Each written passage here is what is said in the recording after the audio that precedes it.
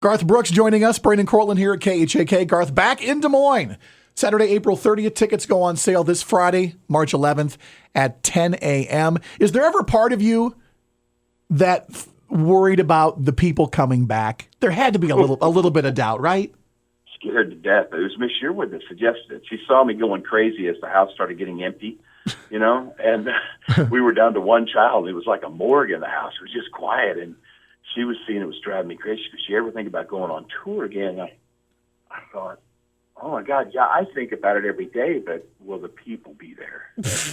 Well, it started in Chicago, and it went from one show to 11 in Chicago, and that's when I looked at her bawling like a baby, and I said, you know what, this might work. Yeah. We posted on Facebook that you were coming back when you made the announcement for the Iowa show, and it got more likes, shares, and comments than anything we have ever posted in our entire lives. Very, very sweet. It was unreal, the response. I can't even imagine what this show is going to be like and how quickly it's going to sell out.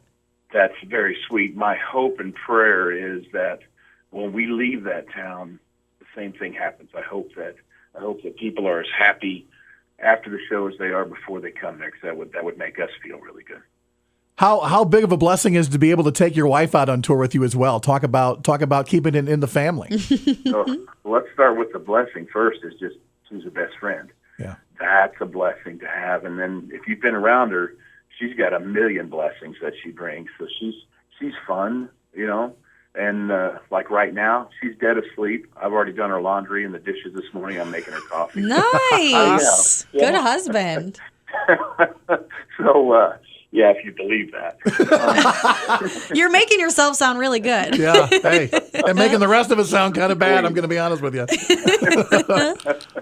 She is the queen, and it's a joy because, you'll see when you come to the show, you'll see the Garth thing's kind of loose, but when she makes her appearance, even the band members stand up a little straighter. And oh yeah, here comes the voice, and she's a good egg, man. I just love her. Well, Garth, we opened up our Facebook page, and we wanted to give some of our listeners the chance to ask you a question, and so we've picked a few out here. And we're going to kind of roll with those just for a couple of more minutes here. Karen would like to know, who's your favorite new country artist that you think will be a fast rising star? Ooh, that's tough, man. I mean, because new, they're coming on. I mean, for me, Jay Aldean's still new. Probably talking about. There's a little girl named Cam that has this thing called Burning Houses. Oh, yeah. But I really dig the way that record sounds and the way her voice sounds. So there's a lot of, I can tell you this, from having a daughter that age, every kid is talented, unbelievably talented. In my generation, gosh, maybe you had 3 or 4 people that sang, in your school or whatever. But my girl, I mean, everybody plays, everybody sings. It's pretty amazing. Stephanie wants to know, what is the craziest thing you've ever witnessed at one of your shows? Oh, tell Stephanie, I can tell her in private, but I have to tell her on the radio. It's because you see everything up there. Yeah. Everything. Oh boy! And people don't think you do, but you see everything. Everything from sweet things to things you can't believe you're seeing. And now, in this tour, when they carry the big, what we call the Jerry Jones screens that totally encircle the stage, you'll be able to see everything too in the audience. So it's pretty revealing. It can be good and it can be bad.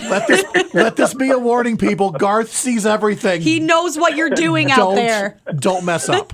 And then we have another question from Brianne. This one isn't music related, but she said, rather than asking you about your show, I want to know, what's your favorite Girl Scout cookie?